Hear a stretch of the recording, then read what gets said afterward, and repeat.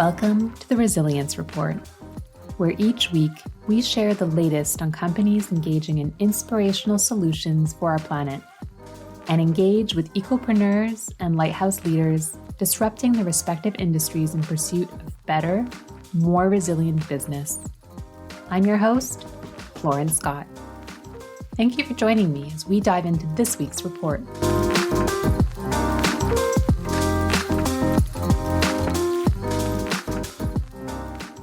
Sustainability in the corporate world is changing so quickly. Over the past few years alone, investors, boards, and companies have suddenly all had to understand the ESG considerations of their respective ecosystems.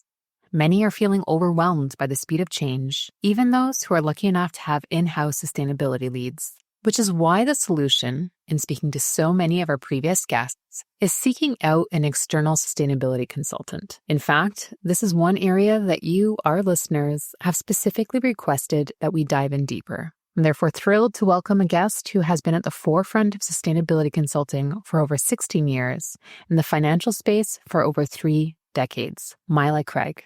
Milla is president and CEO of Millani, Inc., an independent advisory firm helping investors integrate ESG issues into their investment decisions. Companies communicate their material ESG issues to investors. Boards of directors understand their ESG responsibilities, and capital market participants create their proprietary ESG strategies. Throughout her career, Milla has worked very closely with senior management and investor relations teams of Canadian publicly listed companies, as well as financial analysts and investment managers of several Canadian pension and investment funds. Prior to founding Millani in 2008, she worked for more than 15 years in the institutional equity markets for major Canadian financial institutions, such as RBC Dominion Securities and Scotia Capital, where she was consistently ranked as a top-tier salesperson. Later, as Deloitte's leader of sustainability for the Quebec region, she was actively involved in the development of sustainability strategy, management, stakeholder engagement, and reporting for a variety of Canadian organizations. Until recently, Milla was a board member of the Responsible Investment Association, RIA, and the chair of its nomination committee. She is co-chair of the steering committee of the Finance and Sustainability Initiative of Finance Montréal. Milla is the recipient of the 2017 Clean 16 Award, and in 2020 was awarded Montreal's Y Foundation Women of Distinction Award in the Business and Entrepreneurship category. This is an amazing episode. We unpack how Millani bridges the gap between investors and companies, what the sustainability consulting world looked like when the company was founded, and how it's evolved over these past 16 years. We also discuss the rise of in-house sustainability experts, the impacts of game-changing legislation, how investors can sift through the fluff, and so much more. Finally, for those of you tuning in who are early in your career, we'll even explore what it takes to work with a leading firm like Millani. This episode is packed with insights, advice, and actionable takeaways for anyone passionate about ESG in the capital market space. So let's jump in and start the conversation. All right, so our next guest is coming from a space where we've actually had a number of our listeners write in and let us know that they want to hear more. And as many of our companies are starting to explore sustainability and go deeper into the ESG space, we have often turned to external support. And that means leaning on consultants or advisors on how we can really go along our own respective journeys. Our next guest is an expert in the space, Milla Craig, and she founded her own organization dedicated specifically to this kind of advice. So with that, welcome to the show. Thank you so much, Lauren. It's a great pleasure to be here. With Millani, you offer services and advice to both companies as well as investors. Could you help us maybe understand what that looks like for those two different kinds of profiles? Yeah, maybe I'll start, if you don't mind. I'll start with back in my career a little bit further, because that is where the story really begins. Not to age myself too much, but about 30 years ago, I had started a career in what's called institutional equity sales, which means that working at some of Canada's largest banks, we had a number of financial analysts researching and looking for great investment opportunities for large investors, like our pension plans and insurance companies and those who manage mutual funds that you would see, in the marketplace. And when we spoke about investment here, typically we're talking about organizations that are listed on the stock exchanges. So think companies like Rogers or Bell or Loblaws or Royal Bank and many, many others, of course. So um, in that role, I work very closely with financial analysts, but I spend a lot of time with CEOs and CFOs of those largest companies as well. And we would go and visit these large investors. So I tell you all of this because it's not easy to get into this world. And I'm one of the very, very, very lucky people who've been have had this opportunity to be in a position to bridge between investors and these large companies and financial analysts. Okay, so that's part of what I wanted to give that backdrop to, answering your question. So at Millani, we continue to work with both those large institutional investors and those corporations. Only now we bring a very different service or a different lens to the services and the roles of both those corporates and those investors. For the investors, it's been over 16 years now that we're in business. So what we've been doing with them, and it started with the investors, where what we were really doing was helping bring value to their analysis by bringing some new thinking about issues that investors may want to consider in their investment process that are connected to what we call environmental, social, or governance topics. So ESG. So really educating and helping them build some investment strategies. And helping those investors consider how they might engage then with those corporations that they hold in those portfolios on our behalf as pension funds or mutual funds, with a view of having those corporations perhaps advance or acknowledge and get educated and develop some new strategies themselves that could help them do better business or manage the risk that they might have. And as I developed in this space, I recognized that there were a lot of people critiquing the corporations, lots of rating agencies and people critiquing, but there was no one actually going out and trying to help the businesses meet this growing and changing need of the investors. And so, that's really how, we kind of see ourselves as a figure eight. We work with the investors and we work with the corporates all around this dialogue and building bridges and helping each, develop strategies so that we can keep capital flowing to Canadian businesses and helping our Canadian investors get returns. That's really our objective behind everything that we do. That's such a special bridge between the two groups, and I think so necessary. I can understand why you set up the organization 16 years ago. I am curious because it feels like at least the sustainability space overall has changed, but specific to consulting, maybe what has changed the most, and has anything really stayed the same as well? Yeah, well, maybe 16 years ago when I started Millani, everyone thought I was completely ridiculous. Oh, yes. I had a very, shall I say, a well-paying position at one of the banks, and a very prized position, and to have left that and to focus at the time on what was called socially responsible investing. I never really espoused that part, but that's what it was called. Um, and this is really where individuals didn't want to have exposure to a certain type of companies. So say they didn't want to have tobacco or alcohol or entertainment or adult entertainment or whatever in their portfolios. And that's really driven by a person's or an organization's values, right? But at the time, I intuitively knew that SRI wasn't where the system level change could take place because it was too restrictive, and it was, and what we needed to do, in my view, was move away from that values-driven lens to something that could be much more of a risk management tool. And this is really where I saw the opportunity to help the market adopt some new investment practices.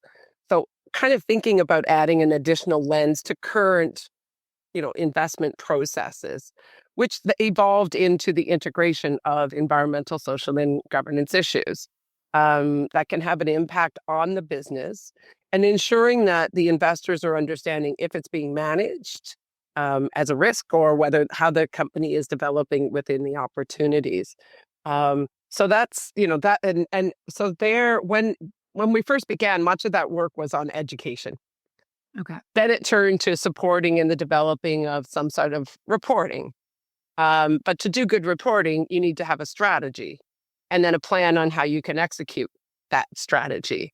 And as investors undertook this process, then they started to ask questions of companies, and then companies needed to revise their strategies to ensure that they're meeting the needs of their investors if they wanted to have access to grow or to execute their business strategies. So the market moved to something called materiality, which is because when you think about ESG topics, they can be really broad.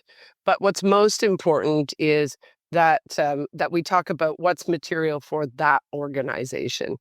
And today, I would say, as much as investors are still major stakeholders who are pushing this movement towards ESG or sustainability, customers have become the major driver today. So it's a balance between, you've got two major stakeholders today, both your investors, but equally your clients are asking or demanding that you can demonstrate what your business strategy is, and if you're reducing your carbon emissions or how you're taking care of your employees, things of that nature. So that's probably one of the biggest shifts that we have seen.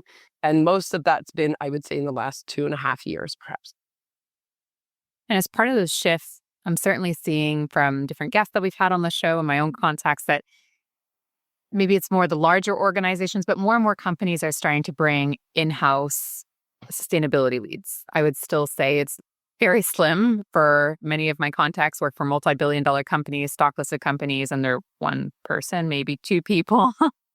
So has that shifted at all, the dynamic when you're speaking with those companies of having that in-house person? Does it help to maybe centralize the dialogue, or what does that look like?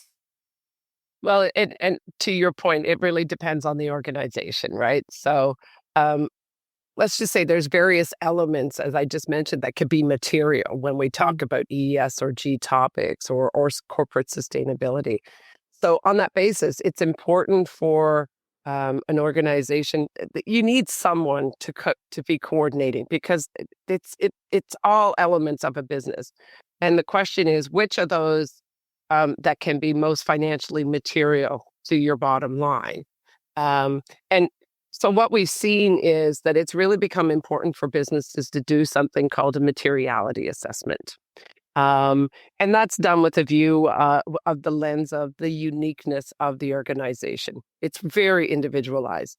And that materiality assessment is often something that organizations ask for external support on, even though they have someone inside the organization, because they want to engage with an independent voice with their various stakeholders. So that those stakeholders will be very open and honest, and they will get very objective answers. So, for us, we've got that happening. And now we're in a place where we have regulations in Europe that are coming into place that are really pushing this further into something that we call double materiality. And even that, it's very prescriptive. So we're finding that a lot of organizations are looking to firms like ours for guidance and assistance to meet the changing regulation and ensuring that they are meeting the appropriate disclosure requirements connected to that. Um, and, I would just say I haven't even started on the conversation of climate change, because, businesses need a strategy on how they can transition their business, often engaging firms like ours or others to help them consider what are these various climate scenarios that the market is talking about? What could those impacts be on our business? And then really, again, helping develop strategies, but also reporting, because those same stakeholders are requesting. And I would say then, there's a lot of work to do with boards in sharing insights on guidance, on education. And of course, that sustainability person is key to that internally. But boards like to hear external voices. They like to have them, like they want to be challenged. And then I would say finally, there's that whole reporting element. And I mentioned it earlier, both for climate and some of these European regulations. But I would say, no lack of need, even though there's someone internally to have, external support and sounding boards and education. And maybe the last thing I would say on this space is moving so quickly. Yeah. Even ourselves, and this is what we do all day, every day, and we find it difficult to stay on top. So that's one of the things that we've been finding most recently. There's a lot of desire, just please keep us up to date. We need to, we can't risk from a reputational standpoint to be acting in the wrong way or not meeting some new regulation, or, just ensuring that we are staying and keeping pace with the market. So yes, lots happening inside, but there's lots of support that's still required from outside the organizations. I completely echo that. And to your point, I think with the changes of regulations and depending on where you're operating, there are different timelines. We know you mentioned in Europe with CSRD, with California with the different state bills, SEC kind of starting and then stopping. How has the regulatory landscape and the pace at which it's changing, how does that impact your work? And whether it's the investor community or the companies, is it really kind of helping bring everybody up to speed and to keep them updated on those changes? Well, I mean, really what we're seeing is a drive from voluntary to mandatory reporting today, which means that businesses need to take these issues seriously. And it's really that they need to develop not just a report, but appropriate processes and oversight and then auditing of this information and data today. And that's probably, as we move to mandatory, that's one of the biggest shifts that we're seeing. And this is something that the investor community has been pushing for, I would say, for well over 10 years or more. So we're getting much closer when we come to, in particular, something like climate change, but to your point, CSRD is beyond climate change, and it's anything that can have an impact on the business, financial or otherwise. So, and I would just say, let's even with the SEC, does it move? Does it not move? Any companies in the U.S. that sell products outside of the U.S. and have clients asking for information from a competitive positioning on that part of the equation, that needs to be considered as a business. So it's not just that there's a regulator that's saying you need to do something, that you do it. Good and growing businesses are going to move on these things because their clients demand it, or their investors are, if they want that capital to grow. So the regulators are a great complement, I think, as they set the rules based on standards that are being developed. And, an example here in Canada is that we have the IFRS's International Sustainability Standards Board has put forth some global standards for disclosure. Here in Canada, we have our own Canadian Sustainability Standards Board that is reviewing those global standards and will determine if Canada should adopt those international ones or whether we should adjust them for our own economy. They have indicated that they're about to come back to the market shortly with their recommendations.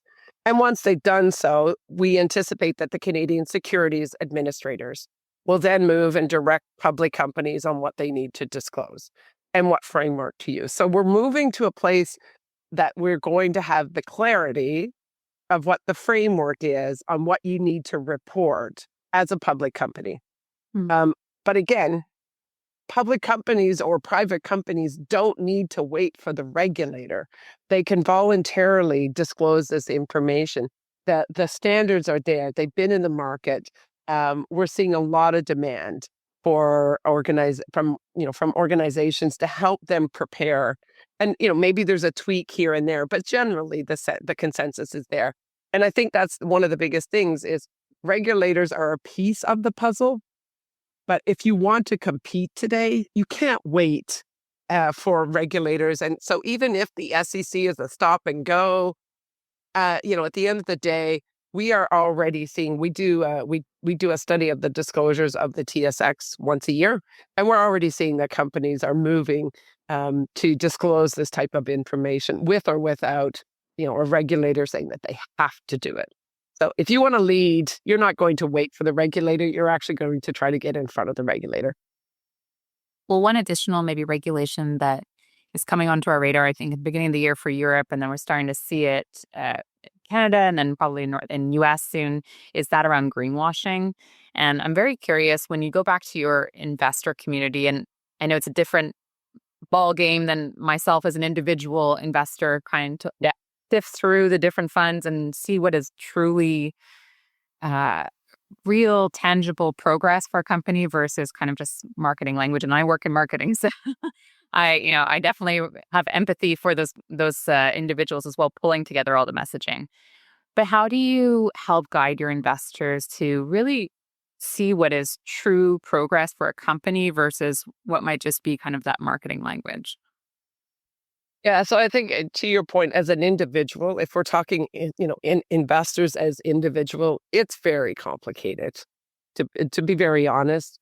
Um, and I would say that perhaps the pendulum went too far with regards to claims on products. But we've seen, in my view, we've seen a great correction on that already. So we've had a pushback, some conversations in the US in particular around this. It was very strong. We've seen a lot of organizations who sell mutual funds, et cetera, really review and even step back some of their claims. We've seen the same thing in Europe. And here in Canada, we have a recent bill from the federal government called Bill C-59. And, I would say that bill, it's being called the greenwashing bill here in Canada. And there's all sorts of efforts around that. It's now in law. So, what it has done, it has caused all organizations. So whether they're investment management firms or whether they are a bank or whether they are a manufacturer, they're all at this point, they're legal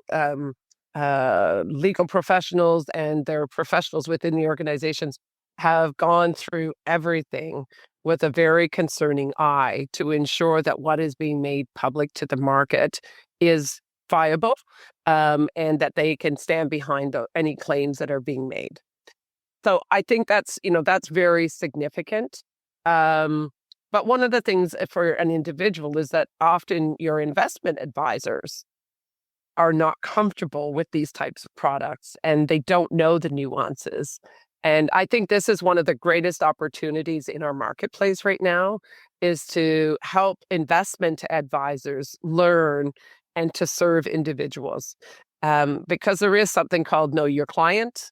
Investment advisors are supposed to ask you these types of questions, but there's a very high level of discomfort because they themselves have not had or received the type of education. But there are great organizations out there, and I will be careful. But I was on the board of this one, so I am intimately aware. But something like the Responsible Investment Association of Canada, on their website, they have a place on their website where they do a really good job of categorizing different funds according to industry names, and so you can check that out if you're looking for that type of tool. And otherwise, I would say, just it's time to ask your advisors, and if your advisor pushes you back a little bit, push again, because there is a multitude of products in the marketplace. Although, what you might expect a fund to be may not be what it is. So it's really important to read the fine lines, et cetera, such that you are investing with your values or with what it is that you're desiring to have in your portfolio. So your investment advisor is really where you need to push a little bit at this point. And I love that you mentioned the pendulum kind of swinging one way and then coming back.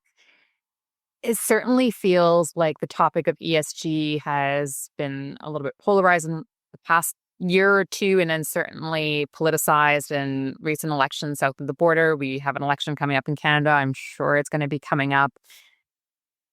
How do you maybe approach that environment when you're talking to your customers, and maybe more concretely in terms of an action? How have you managed to reach across the aisle and show both sides, for lack of a better term, that this is a common problem that we can all work towards, and that there are probably actually solutions that benefit everybody in it. Yeah, so maybe I'll address that. So I would say first and foremost that this polarizing and politicizing of ESG specifically is very specific to the US. It is not so much here in Canada or in Europe. And to back that up, so twice a year we go out and we speak to the institutional investor community in Canada. So, we do it in June and December. So in June, um, as many people are asking the same question as you, we've been asked consistently, is ESG dead? And I thought, well, I could answer that question. But really, what I need to do is go ask the professional investors who run pension plans and mutual funds, et cetera. So I did. We had 37 institutional investors who participated, and 81% of them gave me a very emphatical no. ESG is not dead, but it's no longer enough. So that's what's really interesting. And maybe, one of the proof points to share with you is I had a portfolio manager who actually told me, even if someone told me I can't do ESG or look at the integration of these topics into my investment approach, the reality is I have a duty to take into my purview the best information and all the information I can to get the best performance for my clients. That's that professional's fiduciary duty. That's what they call it, fiduciary duty. So you can't unsee risks. And the risks related to ESG issues, as we get financial analysts and we get organizations disclosing, as a professional, they have a duty to integrate them into their investment process. Or actually, they're not meeting their duty to you. Hmm. And so, no, I'm actually not very worried about it. These issues, well, it'll remain. We will get some ups and downs. And yes, the US election, unpredictable is probably the word to use. It may cause volatility in the marketplace overall. But the issues will remain. They're large systemic issues that these large investors can't actually invest away from. So when we think about something like climate change or income inequality from a societal standpoint, these issues are so big that if I'm a pension plan and I invest around the globe, I can't actually divest away from climate change. I have to invest through that topic. And so that's what's happening. And we will end up with these bubbles and we will end up with something percolating. And yes, there is some unpredictability over the next 4 years, but there are enough regulations that have already moved forward. There is enough happening. And I would say there are enough investors in the marketplace that have a fiduciary duty, recognize that there is information being made available to them and that they have a duty to look at that information. What they do with it after. So I think we're actually pretty mainstreamed on the integration of these ESG topics into investment management. That's reassuring. Especially with everything changing right now. Yeah. I do want to switch gears a little bit because we do have a lot of our listeners who are either entrepreneurs or business leaders. And some of them are listening and thinking, okay, this is exactly what I need. I would like to approach a company like Millani Consulting. What would be their first step to kind of get all of their material together before even reaching out? Is it pulling together all of this sustainability material, or what does that look like before they even reach out? Actually, I wouldn't set that expectation. To me, it's really understanding what you need and what your desired outcomes are. So what are our drivers? What is it we're hoping to achieve? I think it's our role. And, we take a very client-centric approach to our business. And it's our role to come to the table and ask questions and to really understand our client and then work with them afterwards to say, okay, this is what we need. If you have this, if you have that, whatever. Maybe it comes back to my market where it's know your clients, as I mentioned earlier. You have that obligation. So I would just say, don't feel like you're that you have to do all this work before. Um, we often have clients who call us and go, we want to get to X, but we're at A. And we really don't even know how to get to B. And so that's our role in all of this is really to, kind of hold the hands of organizations and go, okay, you don't have to worry about getting X to X yet. Let's just try to help you get from A to B to C. And then once you've got that, you can probably do D, E, F, G by yourselves. And then you might need us again at some other point along that path. Um, and that's one of our things. It's about helping organizations become independent and be able to do, a lot of this work by themselves. And as they grow, they're going to need other support, et cetera. But yeah, we pride ourselves in really trying to help the organization integrate it into their own businesses. Probably feels a lot less daunting if you're listening, but you can have that guidance right from the get-go. Another profile that we do have of listeners are, I say, younger profile, just starting in their careers, super interested in sustainability, and they listen in to try and hear a little bit more about what different options are available to them. If we do have listeners who are thinking, I would maybe want to go work for a company like Millani, are there specific backgrounds that you would recommend, whether it is educational or maybe just getting that first couple of years in a company? What does that background look like when you're trying to hire and build out on your own respective team? Well, one of the biggest things we have come to is we like to look for people who have an MBA. So someone who's had a couple of years of experience, have gone to do their MBA, and that's really where we found the sweet spot because we're looking for individuals who can understand business. Um, the other is we're often looking for individuals who have some experience in financial markets, although it's not necessary, but it's an added. Because what's in the textbook isn't actually what gets lived in financial markets or in business. And that's why, for us now we do take in a couple of junior people here and there and have them grow with us. The other thing I would say in this, and it might be a little contradictory to what you might think. In the past, we've seen a lot of young people just run into the traditional financial career. I would highly encourage young people today, or anyone that's listening to this, thinking about career changes as well. Climate change is not going away. And climate accounting, understanding the background and the backbone of climate change and the metrics and the data and the measurements, et cetera. The accounting field is changing enormously. They are going with the changes in regulations that we spoke about earlier. There's going to be a significant need for talent in being able to audit, in being able to understand and develop these strategies. So as much as, financial analyst remains one of those careers, you should be very seriously thinking both of those. They go hand in hand today, and they will go hand in hand in the future. This is not going away from the investment community. So it's probably one way that young people can come in and add value to an organization pretty quickly because there is a bit of a gap in, individuals who tend to be at the latter part in their careers with knowledge around climate change, et cetera, especially deep technical knowledge. So a couple of thoughts there. Those are great tips for those just starting out.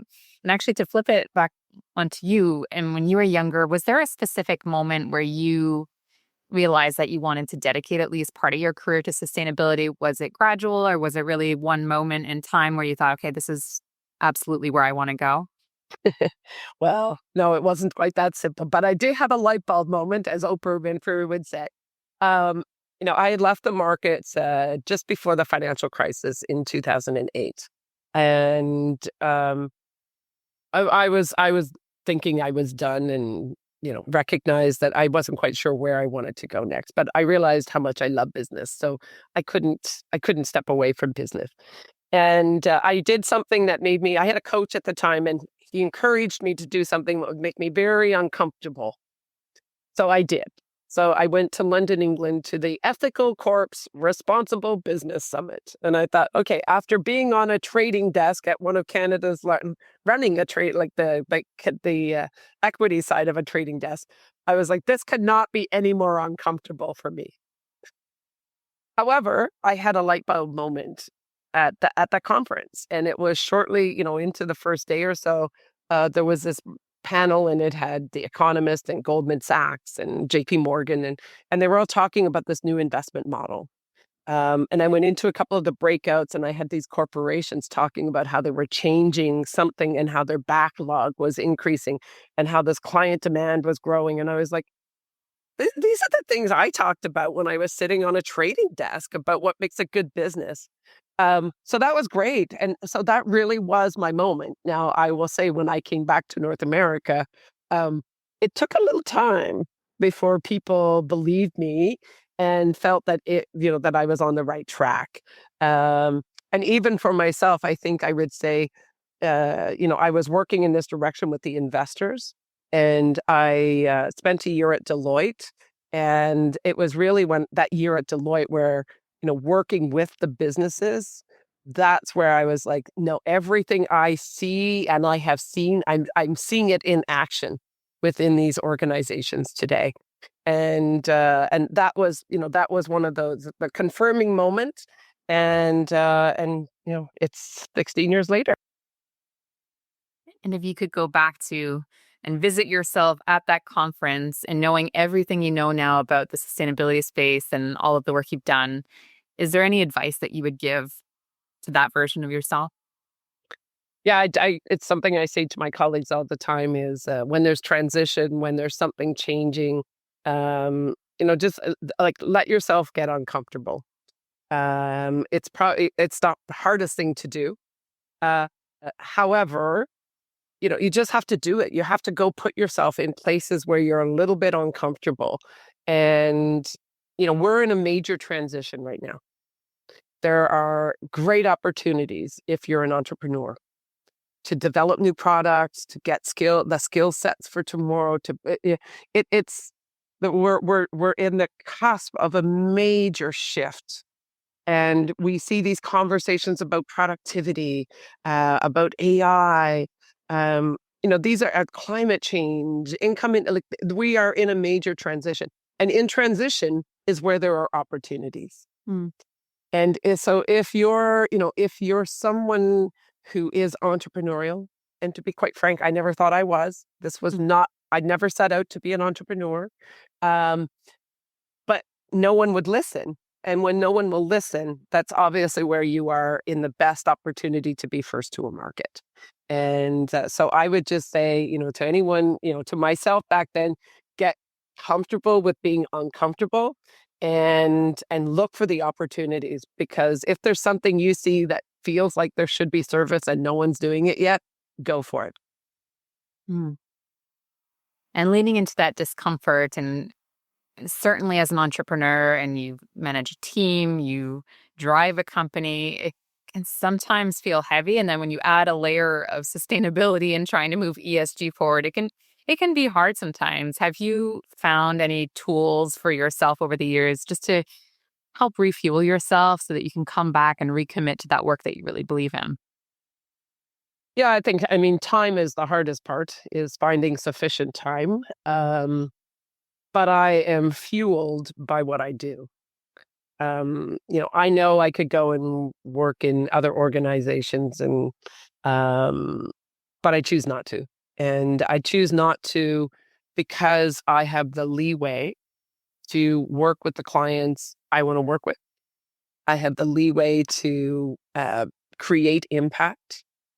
Our team is very driven by creating impact. And for us, it's through capital markets, it's through business. We know that's what we're looking for.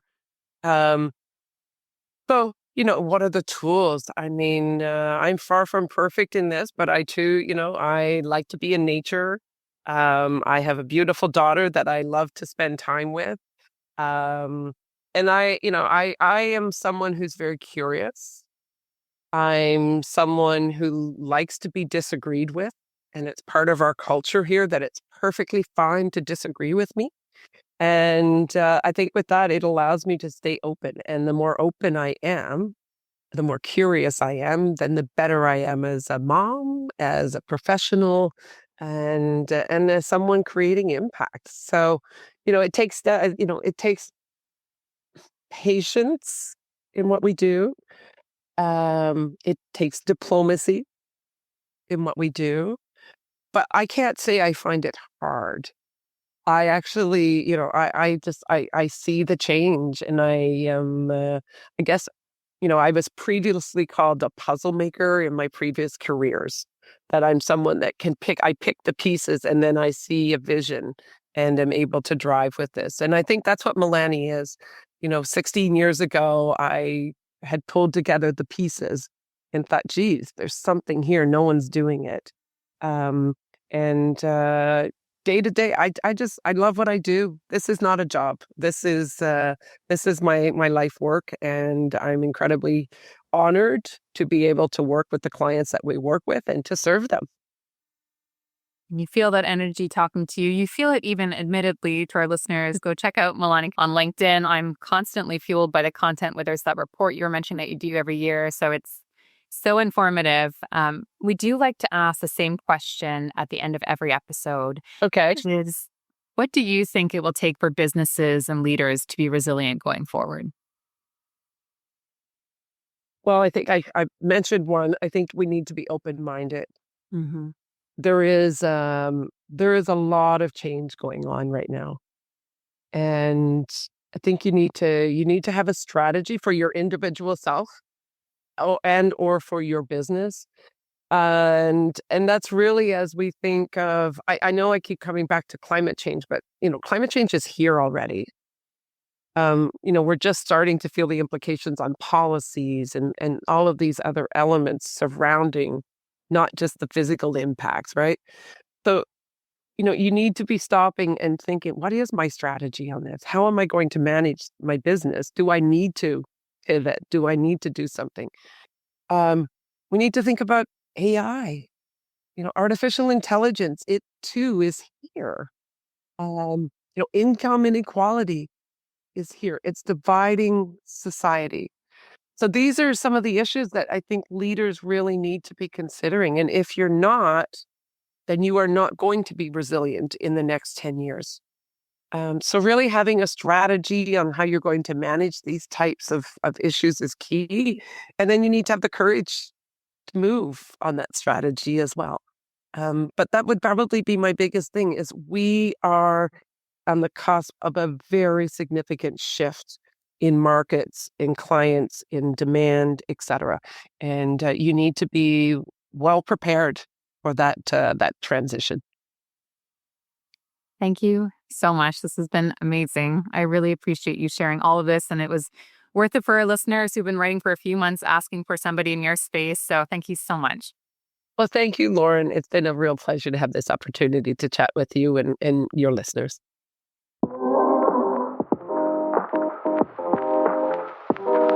I hope that you've enjoyed this week's edition of the Resilience Report. If you would like to hear and see more, be sure to check out @The Resilience Report on YouTube, Instagram, and LinkedIn. Until we connect again, remember, even on the darkest of days, we all have the opportunity to be a lighthouse for others as we collectively pursue better, more resilient business.